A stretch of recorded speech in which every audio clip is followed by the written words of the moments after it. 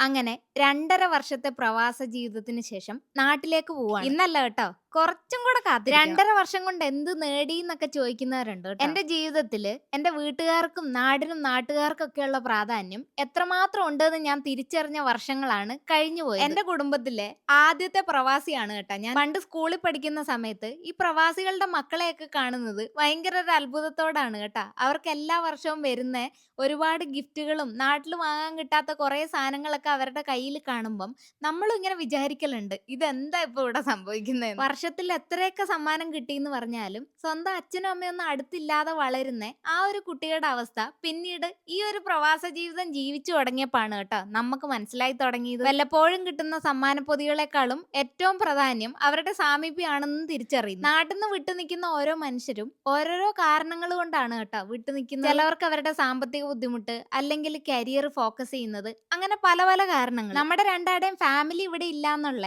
ഒരു കാര്യം ചോദിച്ചാല് ഇവിടെ ഞങ്ങൾ ഹാപ്പിയാണ്. അതുകൊണ്ട് തന്നെ നാട്ടിൽ പോകുന്നതിന് മുമ്പ് നമുക്ക് ചെയ്തു തീർക്കാനുള്ള ഒരുപാട് ഷോപ്പിങ്ങിനൊക്കെ ആയിട്ട് ഇറങ്ങിയതാണ്. പഠിത്തം, ജോലി, പരീക്ഷകള്, അങ്ങനെ പല പല കാരണങ്ങൾ കൊണ്ട് നമ്മുടെ പോക്ക് വൈകിയെങ്കിലും എന്തായാലും അടിപൊളി ഒരു സമയത്താണ് നമ്മൾ പോകുന്നത്.